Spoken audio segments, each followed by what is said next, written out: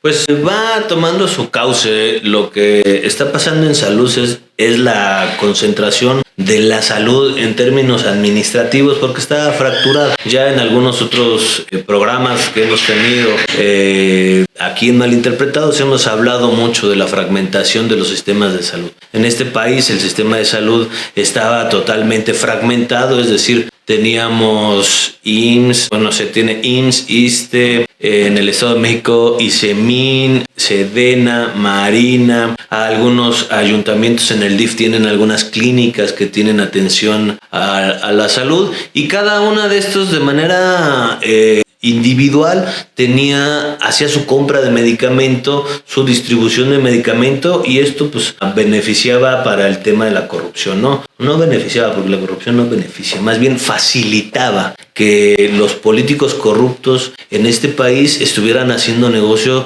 con la compra de medicamentos. Quiero recordarle a los compañeros que nos están viendo que cuando se recibió la Secretaría de Salud en el Estado de México solo había el 40% de abasto de medicamento en ISEM. Y en ISEMIN pues ya ni les digo, porque si nosotros en la campaña de la maestra Delfina teníamos claro que el problema más grave de salud lo tenía ISEMIN, y cuando llegamos a ISEM vemos que realmente está muy mal. Y entonces en ISEMIN pues ya ni amanecía, ¿no? Por eso un desvío de recursos muy importante, ayuntamientos que no pagaban las cuotas al ISEMIN y que se las quedaban. Se quedaban la lana. Sí, los gobiernos, sí. Que era lo mismo que pasaba en algún momento en el ISSSTE, ¿no? Claro. Llegaban y, oye, pues llevan 3-4 años que no se dan las aportaciones, ¿qué ha pasado? ¿Cómo crees? Y no eran 3 años, ¿verdad? Eran más. Sí, pues regularmente es un desvío de recursos, que la aportación que sí le descuentan al trabajador, al final de cuentas no llega al ISEMIN, que el ayuntamiento retiene el dinero que debe de ir, y en su caso se lo quedaba el propio ayuntamiento para algunas cosas. Y obviamente pues es un desvío, no había el dinero, y el dinero que llegaba en su caso pues se lo acababan robando. ¿Qué pasó? Y viene desde el sexenio del presidente López Obrador. Con este diagnóstico se decidió poder centralizar la salud, dado que es un derecho universal que está plasmado en la Constitución, que la salud tiene que ser gratuita, de calidad y para todos los mexicanos. Hay 50 millones de mexicanos que no tienen seguridad social, es decir, no pertenecen al IMSS, no pertenecen al ISSSTE, no pertenecen al ISEM, no pertenecen al sistema de salud del Ejército y no pertenecen al sistema de salud de la Marina. Es decir, no tienen seguridad social. Y para eso se consolidó el IMSS Bienestar, para estos 50 millones de mexicanos que se tienen que atender y que se tiene que garantizar su derecho a la salud. Y que en el Estado de México debe de ser muchísima gente, de esos 50 millones que están en todo el país. Oye, Pedro, bueno, regresando a este tema de los medicamentos, me dices que 40% de abasto.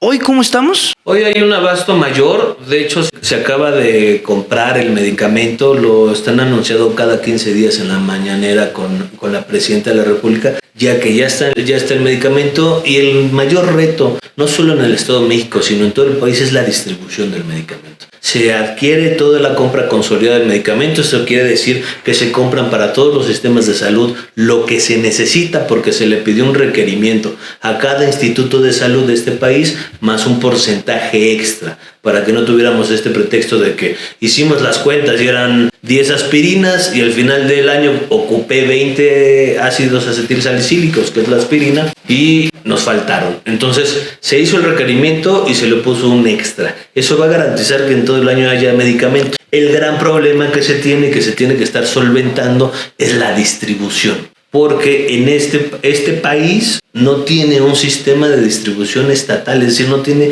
el Estado un sistema de distribución para llegar a la última milla. Y es uno de los grandes retos que hay. ¿Cómo distribuimos el medicamento? En el sexenio de López Obrador definió que la empresa paraestatal se encargara de esta distribución, y así se ha venido trabajando. Birmex será el encargado de poder distribuir el medicamento a todos los centros de salud, a todos los hospitales, y lo más importante es que llegue al último rincón y que podamos cubrir los centros de salud, que es donde va el contacto, el paciente va a su primer contacto con el médico y donde se pueden resolver la mayoría de los problemas agudos de un paciente para que no lleguen al hospital y estemos saturados con el tercer nivel. Eso es muy importante, junto con su equipación. Ahora la presidenta de la República ha sacado un programa que se llama La Clínica es Nuestra, donde les da un recurso de manera directa a las clínicas, a los centros de salud, donde existe un comité de ciudadanos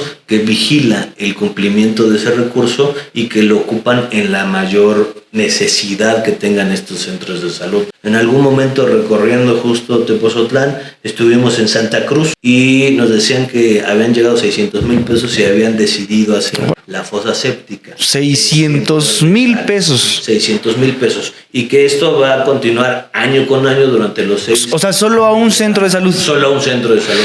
Que es muy paralelo, muy semejante a lo que pasa en las escuelas. La escuela es nuestra, da una cantidad de dinero dependiendo del número de alumnos que tiene la escuela para que tengan un presupuesto propio y no se esté cobrando aquellas cuotas que se cobraban de inscripción cuando la educación es gratuita. Y se cobraban cuotas de inscripción porque el gobierno en el sexenio de Peña Nieto, si no mal recuerdo, dejó de darle presupuestos a las escuelas y entonces lo que tenía que ver con limpieza y con mantenimiento lo hacía la sociedad de padres de familia mediante inscripciones o cooperaciones de los padres. Ahora lo que se está haciendo es poner el dinero para que la sociedad de padres de familia, un comité, lo pueda ejercer y vigilar. Y por cierto, es muy importante que todos los ciudadanos que nos estén escuchando estén atentos a eso en sus comunidades, acudan al centro de salud, a las escuelas, se metan a estos comités y se vigile. Se han tenido algunas complicaciones porque a veces deciden hacer por obra con una empresa. Y resulta que la empresa no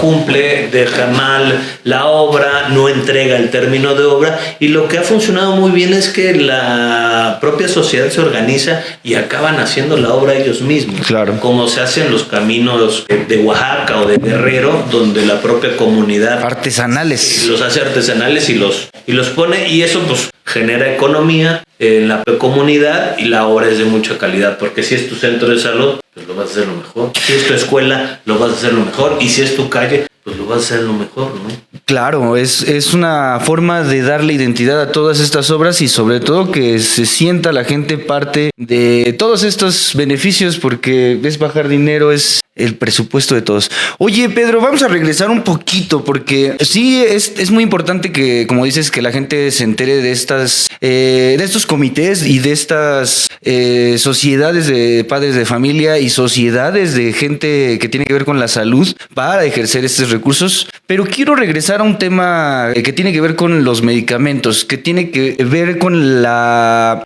corrupción. Y sobre todo vimos un video hace unos 2 meses de una enfermera que entraba al hospital, no me acuerdo del hospital, creo que era el Hospital de Dermatología en Ecatepec, no recuerdo, de madrugada exactamente. Ella estaba coludida con uno de los proveedores, era su pareja, lo que leímos en esa nota, y entran a robar medicamentos. Que, bueno, no podemos tapar esto. Sabemos de primera mano en algunas entrevistas que se hacía esto con frecuencia, no solamente en el Estado de México, sino en todo el país. El sistema de salud era eso, ¿no? Un caldo de cultivo para la corrupción en donde cabían estas prácticas. ¿Qué está pasando con esto, Pedro? Y sobre todo porque le duele a la sociedad, ¿no? En algunos lugares que no lleguen los medicamentos. Sí, por supuesto. Es una práctica que se hace desde hace mucho tiempo, porque realmente no hay una conciencia y hay que apelar. Yo creo que todos los médicos y las enfermeras que están en el sistema de salud y que además se dedican al tema de la medicina tienen que tener muy claro que están atendiendo a seres humanos y se tienen que estar humanizando todo el tiempo. Es decir, no te puedes estar robando el medicamento gratuito de los pacientes. Ha existido durante mucho tiempo, es un robo hormiga en las clínicas que se da, pero no hay que dejar de lado que el mayor atraco que tenía este país se daba en las altas esferas. Es decir, cuando solo 5 distribuidores de medicamento acaparaban todo el presupuesto que se llevaba a los medicamentos y que eran mucho dinero el que se iba al caño de la corrupción.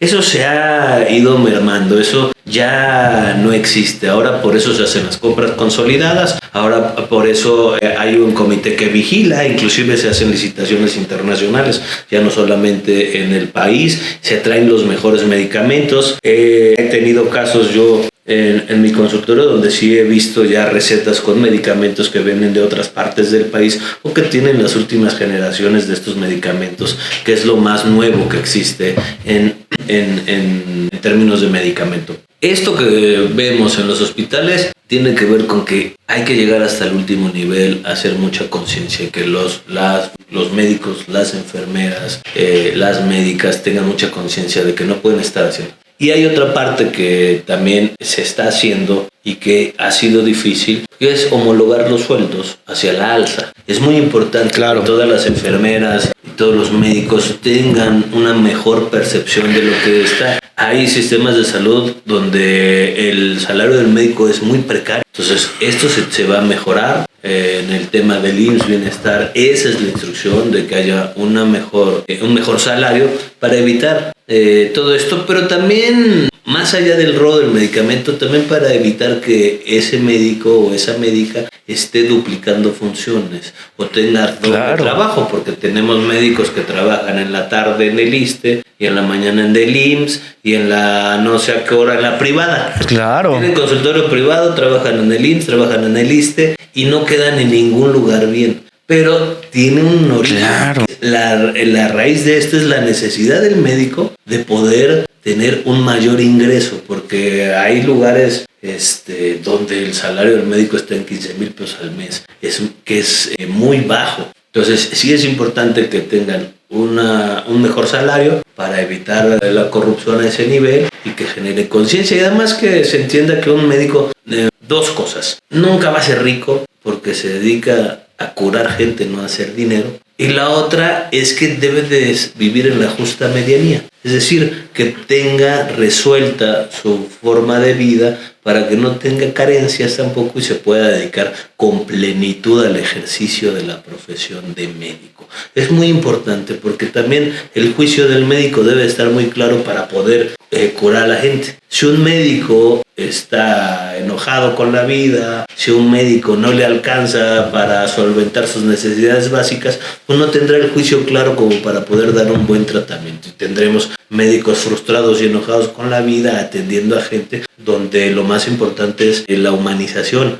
es decir, la empatía que tiene el médico hacia el paciente, ponerse en los pies del paciente para saber lo que está sintiendo y ser empático para poderle recetar o aconsejar lo que mejor convenga para el propio paciente. Pero cuando ese médico está nublado con un juicio, pues realmente no pasa. Y vemos muchos médicos que abres la puerta y te están recetando paracetamol, no hacen el diagnóstico claro. Tiene que ver también mucho con la saturación. En algún momento hice prácticas en un centro de salud enfrente del Hospital Rubén Leñero. Y yo estaba muy sorprendido porque estaba con un médico, le estaba yo ayudando. Y el médico habrá tenido unos entre 65 y 70 años. Recuerdo mucho que ya tenía mucha dificultad para ver e inclusive ocupaba una lupa para poder leer su diagnóstico anterior o lo que le había prescrito al paciente en su visita anterior. Y para revisar todo. Atendíamos como 30 consultas en 6 horas y la verdad es que era una espantosa. El médico ya grande, médico general, en la Ciudad de México, y una saturación impresionante, ¿no? Y yo estudié homeopatía, probablemente me tardo más con el paciente por estarle preguntando y por ser más específico, y pues es una consulta de 40 minutos, media hora, 20 minutos de manera muy rápida para una revisión nada más, ¿no? Pero en el centro de salud traíamos ya una presión fuerte, importante de que teníamos la sala de espera llena, ¿no? Pero también tenía que ver porque no había más médicos en ese centro de salud, y que es un tema muy importante. Exacto. ¿Cuántos médicos hay?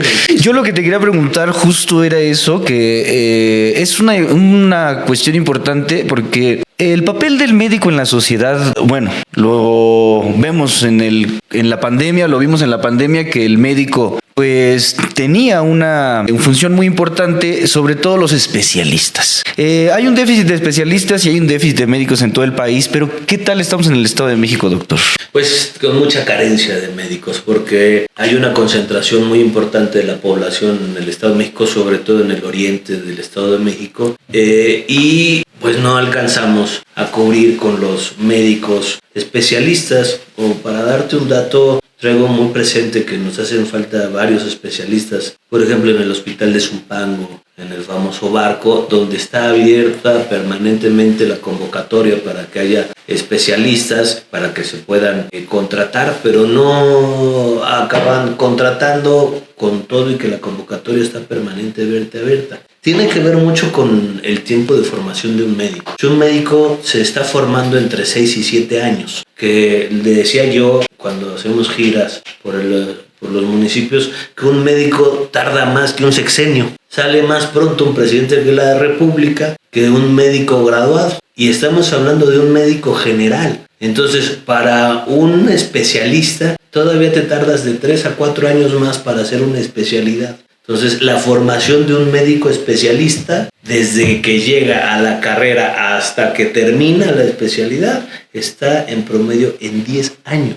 Entonces, si estamos hablando que tremendo. Hoy es 2025, en el 2035 estaríamos viendo o una generación más. Y si no reprueban. Sí, claro. Y si no reprueban, Pongamos un ejemplo. En la escuela que yo estudié había 120 lugares para ingresar a medicina. De esos 120 alumnos que entraron al primer semestre, se habrán de haber graduado unos 40. Válgame. Y de esos 40 habrán hecho la especialidad 10. Se filtra tremendamente, sí. Ahora se reduce mucho. Justo hace 15 días que estábamos viendo La Mañana del Pueblo, fue Robledo, hizo dio el informe de cuántas plazas para especialidad se abrieron, porque también lo estaban cerrando. Hay que recordar que la salud en este país iba hacia la privatización, y para todos aquellos jóvenes que nos están escuchando y que no les tocó vivir la época neoliberal en este país, todo pretexto para la privatización es que no servía. Y no servía porque lo hacían de manera intencional. Claro. La mayoría de los jóvenes que nos escuchan seguro conocen a Carlos Slim, que es uno de los mexicanos más ricos que existe en este país, que es dueño de Telmex y que después creó Telcel. Telmex era una empresa del Estado de telefonía que Carlos Salinas de Gortari privatiza, diciendo o justificando que ya no servía, que era una chatarra y que habría que privatizarla. La privatiza, se le entrega a Carlos Slim y genera al hombre más rico del mundo porque tiene el monopolio de la única telefonía que existía durante décadas en este país. Pero justo con este pretexto de que no sirve. Entonces iba encaminado y obviamente le dejaron de invertir a Teléfonos de México. Si tú no le inviertes a tu empresa, si tú eres un pequeño, mediano empresario, tienes ventas, generas una ganancia, pero de esa ganancia no hay un retorno a tu empresa, lo único que va a pasar es que vas a quebrar esa empresa. Y eso justo era lo que hacían. Le exprimían todo para quebrarla y una vez quebrada la privatizaban, pero teniendo justo el monopolio. Eso iba a pasar con el sistema de salud en este país y por eso lo encontramos como lo encontramos. Recuerdo mucho que el presidente López Obrador nos decía, después de ganar la elección en 2018, es decir, para 2019, nos decía que había salvado 2 temas en el país que tenían que ver con la educación y con la salud. Y hacía los grandes pilares. Y hacía esta explicación de que como si hubiera habido un ladrón que estaba en el banco y que se estaba llevando todo, y que en 2018 sonó la alarma y ya no se alcanzó a robar ni la salud ni la educación. Pero esa era la receta del Fondo Monetario Internacional, que decía: privatícese, como lo que pasa en Argentina, donde el Estado, es decir, el gobierno, solamente es un regulador del mercado y acaba siendo el presidente acaba siendo el gerente de nada. Gobiernos entreguistas. Claro. Gobiernos entreguistas. Hoy en este mundo tripolar, dice, estamos viendo cómo Estados Unidos está teniendo un presidente proteccionista. ¿Cómo está ahora en contra del libre mercado? Sorprendente, ¿no? Vaya momento de la historia para vivir. Y también, yo quisiera agregar un poquito a esto que acabas de decir de la precarización de los sectores. El sector salud y el sector educativo efectivamente eran precarizarlos, era una instrucción del Fondo Monetario Internacional y del Banco Mundial, ¿no? Y era una política para América Latina, para los africanos, para ciertos países de Asia, y otra política para Estados Unidos, Europa Occidental y algunos que otros países de Asia también. Esto de precarizar la salud en el Estado de México, Pedro, quisiera yo llevarlo y preguntar, ¿qué tanto déficit hay en la parte de infraestructura? Ya nos hablaste de la parte de los médicos. ¿Qué tanto déficit hay en la parte de infraestructura? Sé que no es la cuestión de hacer más hospitales, ¿no? Porque también es una idea que se tiene y que se empezó a desarrollar a partir de esta idea neoliberal, y que hoy con esta nueva visión de impulsar la salud y la educación como pilares. ¿Cómo estamos en esta parte de la infraestructura? ¿Qué se está haciendo también en el cambio de paradigma, en el cambio de visión en términos de salud? Porque, vuelvo a decirlo, no es cuántos hospitales hagamos, pero sí es necesario tenerlos. Sí, no, por supuesto. Necesitamos tener hospitales, pero también necesitamos tener la infraestructura mínima, que tiene que ver con la cantidad de centros de salud que debe de haber por habitantes. Ese es lo más básico que se debe de tener, y obviamente estamos en un déficit importante. No tenemos la cantidad de centros de salud para la exigencia de la población en todo el país. Hay un ejercicio muy importante que se hizo en América Latina que tiene que ver con Cuba, donde se apegaron a lo que dice la Organización Mundial de la Salud y tienen un médico por cierto número de habitantes. Obviamente la isla no tiene la cantidad de habitantes que tiene México. Exacto. Pero ese es el modelo que hay que seguir, es decir, tener un centro de salud y un médico por un determinado número de habitantes. Si no mal recuerdo, Cuba debe de estar entre 150 familias por médico, que es un médico que ve a esas 150 familias todo un periodo importante de la vida de cada paciente y del médico. Eso es el deber ser, y tenemos que ir caminando paulatinamente hacia allá. Acá tenemos clínicas en el Estado de México o centros de salud en el Estado de México construidos en una falla geológica, por ejemplo, ¿no? Donde la clínica está partida a la mitad, donde se diseñó mal la clínica, cómo fue posible que la pusieran en ese lugar. Tenemos hospitales inconclusos que tienen 15 años construyéndose y que nunca se terminaron. Tenemos ¿como el de Tepoztlán? Como el de Tepoztlán, donde por ejemplo lo ponen en una comunidad, Santiago Cuautlalpan, que no tiene drenaje, pero ahora pensando, pues está de la chingada, porque Tepo no tiene drenaje en ningún lugar. Válgame. Tal vez el Trébol se salva, ¿no? Porque es una unidad habitacional, pero pues donde lo pusiera no había. Pero esa es la poca planeación en el tema de corrupción, de hacer negocio donde sea. O sea, lo importante era poner un hospital para sacar el dinero de la obra de ese hospital, no era para atender a la población, porque ni siquiera tú, para poner un hospital tienes que hacer un estudio de población para saber en dónde lo pones, y además para saber en dónde lo pones, qué servicios vas a poner.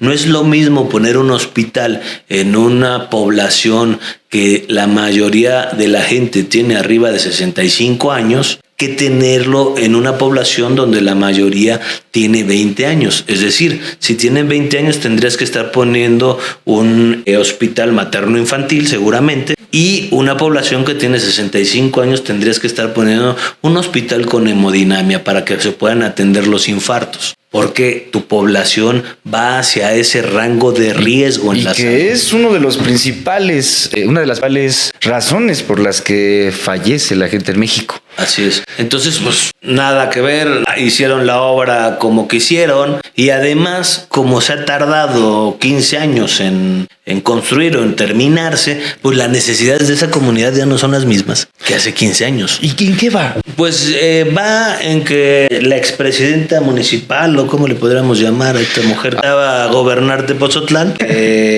pues tenía que... Fíjate cómo era la corrupción. El ISEM en el sexenio de Peña Nieto, si no me equivoco, construye este hospital en un predio que no es propiedad del Instituto de Salud del Estado de México. Construye el hospital en un predio que es ejidal, que fue donado por la comunidad. Entonces lo que debió de haber sido hecho la autoridad es que se hace un cabildo para la donación y luego se escritura a nombre del ayuntamiento y el ayuntamiento a su vez lo dona al ISEM para que entonces el ISEM pueda construir en su propiedad. Se tiene que hacer por donación, ¿no? Puede ser por donación o se pudieron haber saltado al ayuntamiento y directamente de elegir haberlo hecho la donación al ISEM y escriturarse. El tema ahorita está en que sigue siendo ejido, que la expresidenta municipal pierde todo, perdió 70 millones de pesos en una pinche obra que no existe, pero también perdieron los documentos de esa donación que no vienen del sexenio es que gobiernan por sexenios. Como son caciques, duran mucho tiempo. El padre y la hija llevan 12 años mamando del erario público de este municipio. Y perdiendo 70 millones hablas el puente de las ánimas, nada más para... Sí, el puente de Londres va a caer. Sí, hablamos de este puente inexistente que tiene 30% de obra física y un 80% pagado. Entendemos que la presidenta municipal la van a inhabilitar por no dar los informes financieros al respecto, pero es muy probable que acabe en la cárcel por el daño patrimonial que ejerció y seguramente ahí va a estar visitando a su padre. Válgame. Su padre fueron 150 millones los que pagó a esa empresa que no construyó nada y 70 millones de pesos que pagó ella. El puente más caro del mundo. Habría que investigar. ¿De cuántos metros son? La otra vez preguntaba yo y me daban el dato, pero no recuerdo. 70 metros, Él dice que son lineales. O sea, exacto, 70 metros en 15,000 metros que donó. Pero bueno, son 70 metros lineales. Vamos aquí, según Pitágoras. Tenía un compañero que era muy bueno para eso. No le salieron las matemáticas al último. 350 millones. 350 es el metros. Dijiste que 70 metros lineales. No, y 200 millones, ¿no? Son dos. Si le sumamos 70 más 150. Más 150. Son 220 entre 70 metros lineales. Entre la gente 70 metros lineales a 3 millones el metro. 3 millones de pesos un metro de puente. Sí, hijo de su madre. ¿Cómo hay el dinero en Tepozotlán? ¿Cómo hay lana? Sí, bueno, por nada. Tiene usted aquí la bodega más grande de Amazon, o de Mercado Libre, o Liverpool, Walmart, y Carlos Smed, que tanto ojo en esta zona del municipio. Mira, aquí me manda una fan de Malinterpretados que siempre está muy pendiente. Dice, 31 de marzo del 2021, Ángel Zupa Núñez publicaba, respondiendo a su confianza el día de hoy, arranca la magna e histórica obra de incorporación vial a la autopista México-Querétaro con una inversión sin precedentes. 150 millones empezó. Sí, te digo, 150 millones. 3 millones el metro lineal. Ha de ser de oro esa madre. Bueno, pero regresando al tema de salud y del Hospital de Santiago, entonces... yo hubiera podido construir una clínica. Es otra cosa, ¿no? O un tomógrafo de veras. No, de mi alegría. Pues sí. Saludos, por cierto. Ya. Saludos. Que ahorita Palomita, con su poca experiencia, tiene que sostener... No, pobrecita. A toda esta... La quieren hacer presidenta municipal, también vaya a acabar inhabilitada. Deja de eso. Ya Ismael inhabilitado. No tiene el mismo carácter que la hermana. Pablo, uno de obras. Ah, sí. Sí, también leí la noticia. Sí. No sabía que era real. Terrible. Porque en esos momentos ya no sabes ni qué. Los que se decían honestos. y religiosos. A lo mejor Chiro se escuchó el dinero y malinterpretó entre Dios y el diablo. O sea, no. Exacto, ese es el tema que cuando no puedes distinguir entre una voz y otra, ya de por sí oír voces. Sí, y yo de broma siempre les decía, cuando hablo y voy a las giras en Teppan, el problema no es que escuche a Dios, el problema es cuando le empieza a contestar y se preocupa. Y se siente apoyado por esa voz. Fíjate, creo que cuántas atrocidades se han cometido en nombre de Dios. Desde andar quemando brujas hasta hacer puentes o estatuas. Válgame Dios. ¿Cuánto costó el Cristo? 2, 3 millones, 10, 7 millones. No, 16 millones. 16 millones el Cristo que está ahí tirado. El Cristo, sí. ¿No? ¿Y de dónde salió el dinero? De la norteñita. Buena escuela. A nombre de la diócesis de Cuautitlán, en donde es parte de esa diócesis el hermano. El hermano. Sociedad, ¿no? ¿Es una sociedad? Sí. Es una sociedad con la que compran ese. Ahí está el reportaje en Malinterpretados en la página de Mexiquense. La lana después de 100. Era de 1.300.000 millones de pesos. 1.300 millones, exactamente. Estamos hablando que cuando menos el 10% en un sexenio de Ángel, de 150 millones para la obra. Entonces yo creo que es la punta del iceberg. Seguramente hay mucha más mierda de abajo. Bueno, también debe de haber una lana de Castores, de Amazon, de todas estas empresas sí, que no, seguro. No, si les cobran.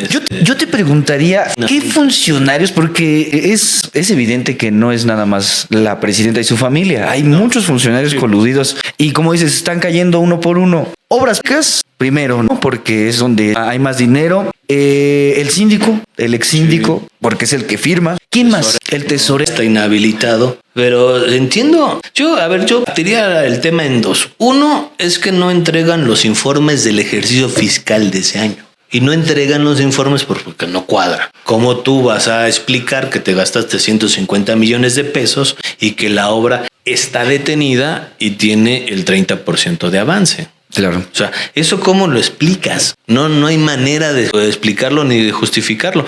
Y entiendo que la propia empresa acabó, pues seguramente fuera del país. Yo no sé si la empresa era Patito, porque ahí se detiene la obra. Eso es muy importante, que la gente lo tenga claro. ¿Por qué se detiene la obra? La obra se detiene porque esta empresa que contrataron, que seguramente es de las más importantes del país, como Grupo ICA, que anduvieron construyendo el Tren Maya, seguramente contrataron a alguien muy importante, decidió poner un pilote, una torre que soporta al puente, justo al lado de la México Querétaro, es decir, tocando el asfalto. Y eso hace que dijera, no puedes construir eso ahí, pero yo no llego ni albañil. Y sí, creo que no estaría bien poner un pilote de esos como de segundo piso, porque ahí un carro se mata, ¿no? Claro. Y si chocan ahí, pues tiran además el puente, una tragedia y bueno, ya.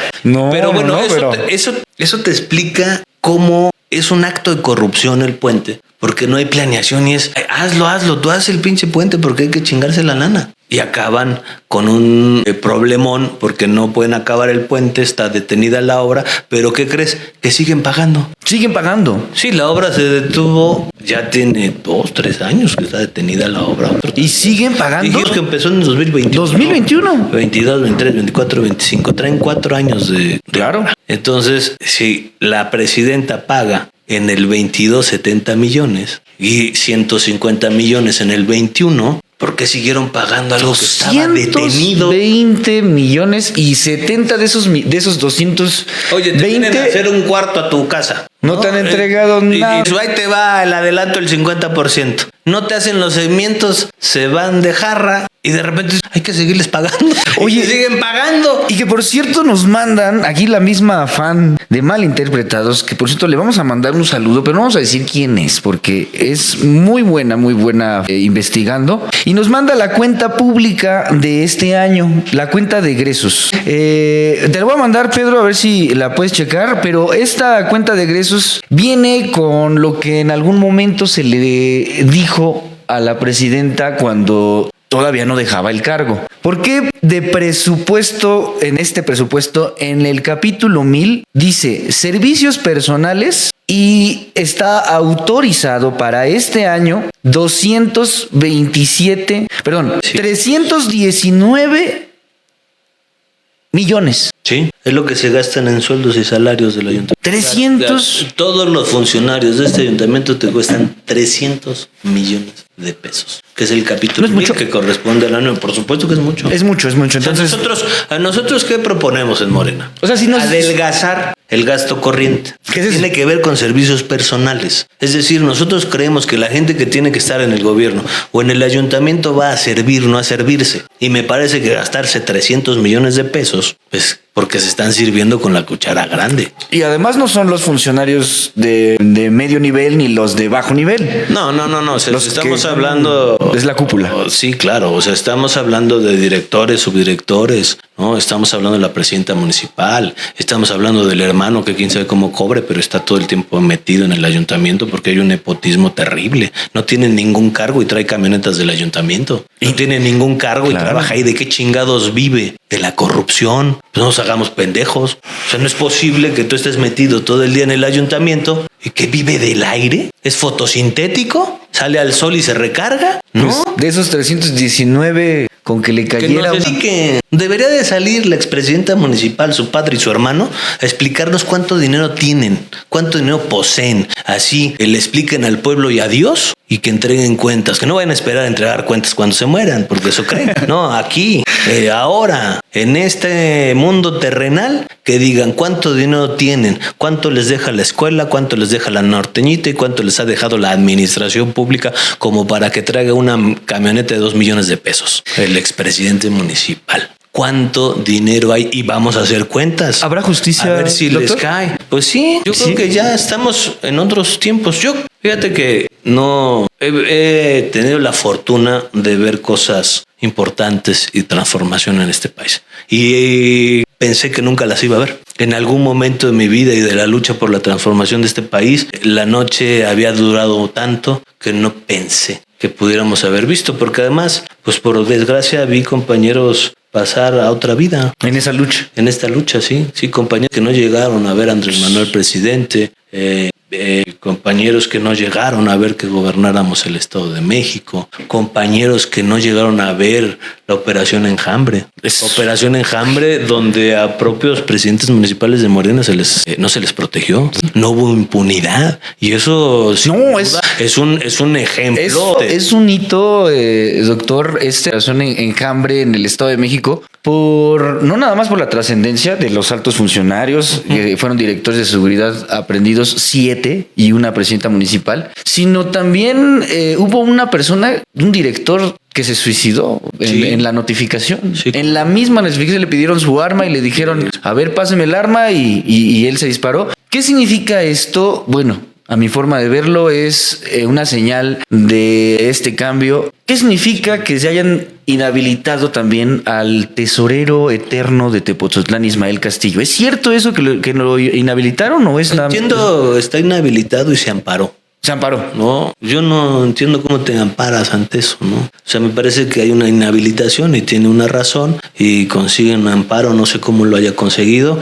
La verdad es que, pues pobre, porque le va mal. He tenido oportunidad de cruzarlo en la calle y lo veo mal, ¿no? Se le ve el rostro, así como hubo una cosa naranja en el Estado de México nacional que hicieron convención de naranjas o no sé qué chido. Sí. Veía yo a Heli con una cara de, uy, pobrecita, ¿no? Pobre, porque el hermano la acabó metiendo en problemas y hasta la cárcel puede ir a dar. Entonces, pues obviamente no es deseable eso, pero tiene que haber justicia. Van a ir. Se tienen que aprender que el dinero no se lo pueden estar robando. El presupuesto público es sagrado, es del pueblo y el pueblo lo paga con su sacrificio, con estar pagando impuestos, con su trabajo. Entonces, ya eso se tiene que acabar. Al igual que se tiene que acabar el cacicazgo, al igual que se tienen que acabar estas prácticas del siglo pasado que ya nada tienen que ver con la democracia actual. Pero bueno, yo creo que vamos en buen camino y me parece que sí, que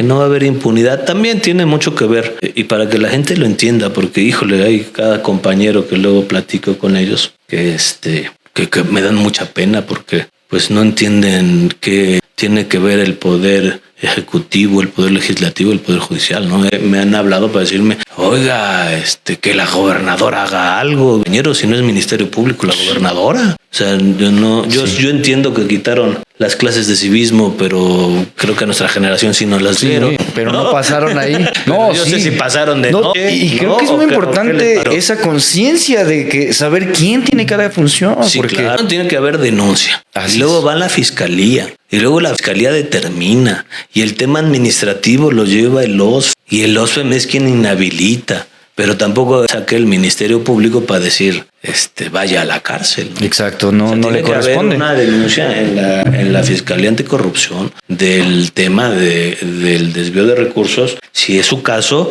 o del daño patrimonial que tuvo Tepoztlán al ejercerse 200 millones de pesos, más de 200 millones de pesos. Los de Una obra que no 220. existe. 200 millones de pesos en un puente que es transparente. Exactamente. Aquí le quiero mandar un saludo a Jessica García. Dice, y los abusos de los funcionarios con los vehículos lo traen como personales. Sí, lo que hablábamos de Marcelo, funcionarios que traen a trabajadores trabajando en casas de los jefes. Mira nada más. Terrible. Ortega Melani dice saludos para ti.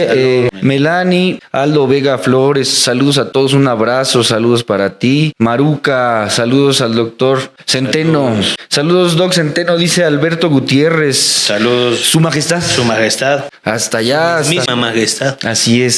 Seguro está citado en el Vaticano ahora. El cónclave. Cónclave, exactamente, oye. A Roma, mi estimado Majestad. Josh Percy, información muy importante, interesante para la población. Hay que estar informados de lo que acontecía en el sector salud con la corrupción a todos niveles y que hoy, con la intervención de la Cuarta Transformación, se está cambiando. Saludos al doctor Pedro y a la producción. Saludos a la producción, que creo que ha habido algunas fallas. Tenemos que decirles que estamos con nuevos productores y les mando un saludo a los dos, les agradezco muchísimo. Y también mandarle saludos a nuestro amigo Antonio Díaz, a Carlos Servando, a Guadalupe Murguía, a Maris Muart, a Oscar Panes, a Jackie Giro, a nuestro querido amigo Jorge Oliver, a la doctora Asturias también. Saludos. Que está acá con nosotros, Karina Mora, Elizabeth Rivera, Mariana Ruiz, Anabel Oliver y nuestro estimado y como siempre, pues atento Jared Sandoval, que bueno, gracias a ellos pues tenemos este podcast. Doctor, no quisiera yo irle bajando a esta conversación, pero ya nos vamos a tener que despedir en unos minutos. No sé si cerrar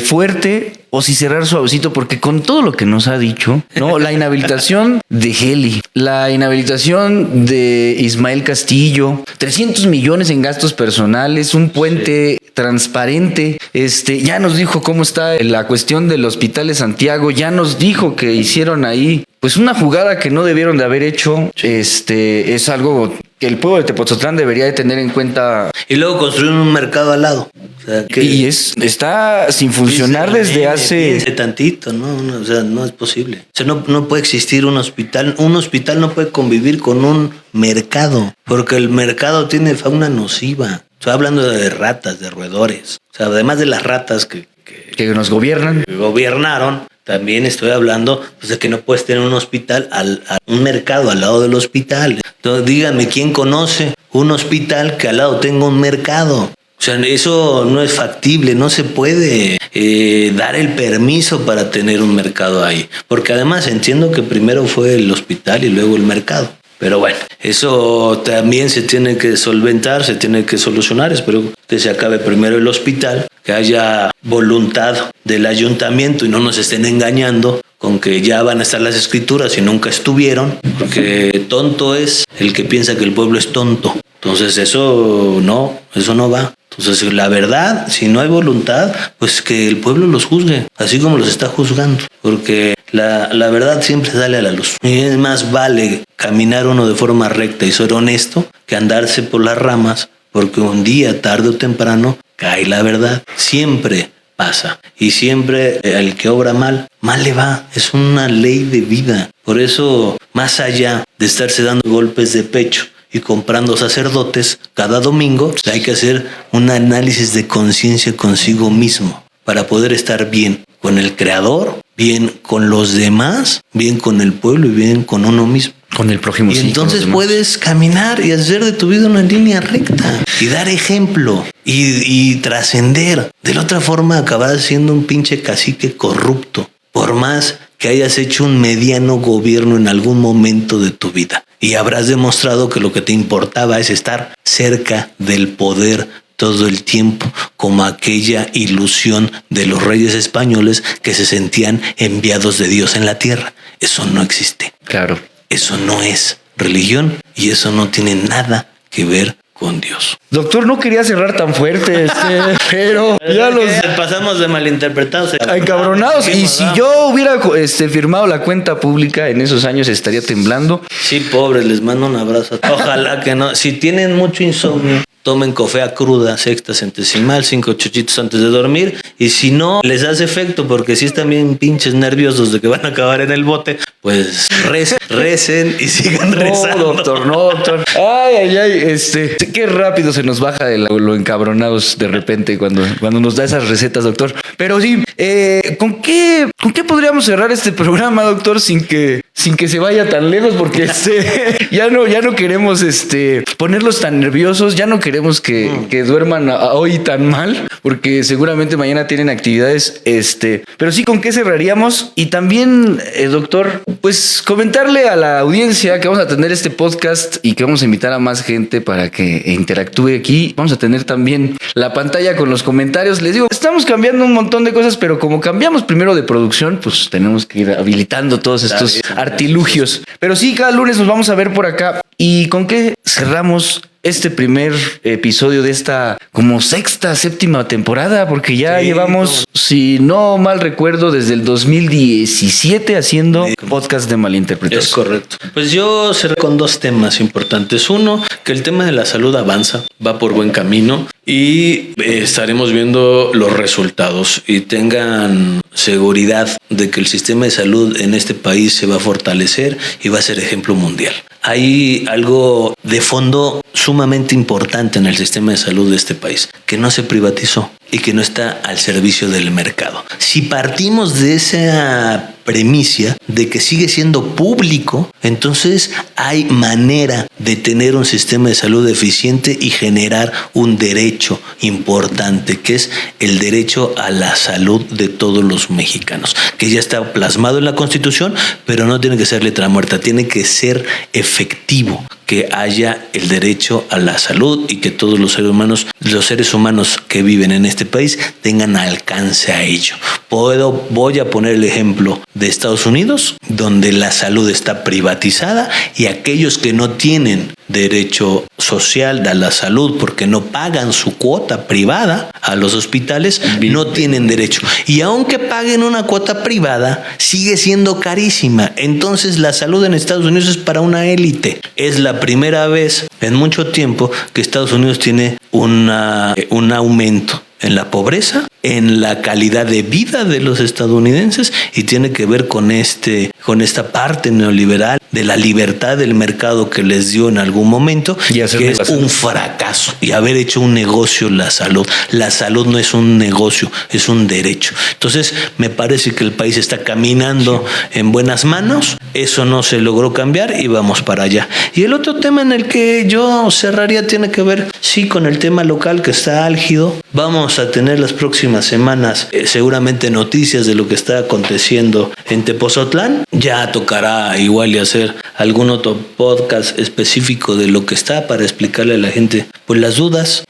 Tenemos presidente municipal por ministerio de ley que tendrá 100 días. Si no regresa la presidenta municipal que pidió licencia, hay que recordar que los puestos de elección popular, es decir, los que votan la gente por ellos, son irrenunciables, pero sí se pueden inhabilitar, se pueden destituir y pueden también pedir licencia. Está en una licencia de 100 días, veremos si regresa, si la inhabilitan porque no entregó las cuentas, como han habilitado a los funcionarios que ya están inhabilitados de este gobierno, y veremos si hay un daño patrimonial que configuraría tener que afrontar la justicia en la cárcel por haberse malversado el dinero de la gente de Tepozotlán. Este municipio tiene claroscuros y en estos claroscuros se tiene que entender que todas las naves industriales que tiene este municipio generan que el ayuntamiento tenga mucho dinero, que es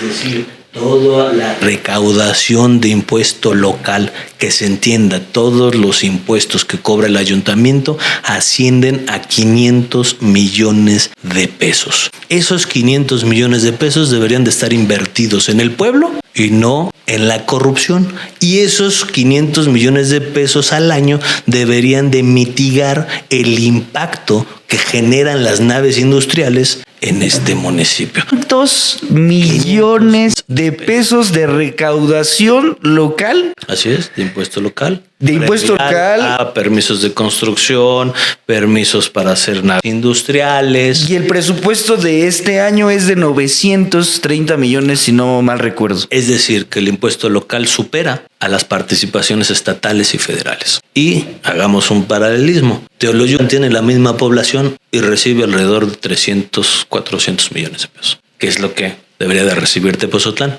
Pero en Tepozotlán tienen el claroscuro de tener el impacto de las naves industriales, pero a su vez una mayor recaudación por esas mismas naves industriales que están aquí. Y lo que hacen es robarse la lana en lugar de mitigar el impacto ecológico, social, de infraestructura, de delincuencia, de movilidad que tiene el municipio derivado a que las naves industriales ya están aquí. Y también tendría que impactar en salud y resarcirse con ese dinero. 500 millones de pesos son mucha lana, pero pues 300 van a la nómina, ¿no? En servicios personales. Quiero cerrar el programa, pero no me deja, doctor. Pues nos vamos. Si usted quiere enterarse de más información, ya vio que no cualquiera. Aquí en Malinterpretados tenemos estos datos firmes y sobre todo de quien se entera de primera mano. Muchas gracias, doctor. Muchas gracias por su visita y nos vemos el próximo lunes. Hecho, por acá nos estamos viendo. Perfecto, pues nos vemos hasta allá, hasta sus casitas. Les mandamos un saludo, agradezco a toda la producción, a la gente que estuvo acá con nosotros en el foro de Bien. Nos vemos el próximo lunes. No, nos vemos mañana, Malinterpretados desde Australia, así que no se lo pierda. Nos vemos.